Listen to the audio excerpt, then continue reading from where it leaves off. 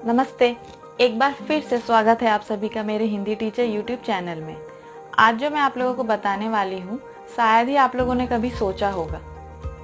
आज का जो विषय है वो है आदि और इत्यादि क्या है। आदि और इत्यादि जब हम हिंदी लिखते हैं तो हम लास्ट में उदाहरण देने के बाद हम आदि या इत्यादि का प्रयोग करते हैं। तो आखिर में ये आदि और इत्यादि क्या है, ये होता क्या है, इसका प्रयोग हम कब करते हैं, तो आइए मैं आप लोगों को बताती हूँ। आदि और इत्यादि क्या है। आदि जो है, इसकी देखिए मैं आपको परिभाषा बताती हूँ। यह एक अरबी शब्द है जो हिंदी लिखते समय प्रयोग किया जाता है, जिसका अर्थ है वगैरह। आदि का अर्थ होता है वगैरह, यानी हम कुछ भी लिख रहे हैं, उदाहरण के तौर पे हम लिखते हैं ये वगैरह वगैरह, तो हम उस जगह पे आदि का प्रयोग करते हैं। इसके बाद है इत्यादि। इत्यादि का जो अर्थ है, यह संस्कृत शब्द है। इत्यादि जो है वो एक संस्कृत शब्द है जिसका अर्थ है इसी प्रकार और भी।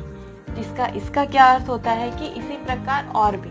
तो हम आदि और इत्यादि कहाँ प्रयोग करते हैं? मेरे ये से जब हम आदि लिखते हैं, जहाँ पे कहीं पे हम उदाहरण देते हैं, तो एक या दो, जहाँ पे एक या दो ही सिर्फ उदाहरण दिया जाता है, उसके अंत में हम आदि लगाते हैं। लेकिन जहाँ पे एक या दो से ज़्यादा उदाहरण दिया जाता है, वहाँ पे हम इत्यादि लगाते हैं। साधारण भाषा में मैं आप लोगों को बताऊंगी, जब आप अंग्रेजी लिखते हैं तो अंग्रेजी लिखते वक्त आप ETC एक्सेट्रा का प्रयोग करते हैं, तो हिंदी में हम आदि और इत्यादि का प्रयोग करते हैं। बस ये छोटी सी जानकारी थी, जो बहुत ही ये छोटी सी जानकारी है, लेकिन आप लोगों की बहुत मदद करेगी। और जो लोग अभी तक सोचे भी नहीं होंगे, जानते भी नहीं होंगे, उन्हें ये छोटी सी जानकारी मिलेगी। तो मैं आशा करूंगी कि आप लोगों को मेरी छोटी छोटी जानकारी जो मैं आप लोगों को देती हूँ वो आप लोगों को अच्छी लगती होगी।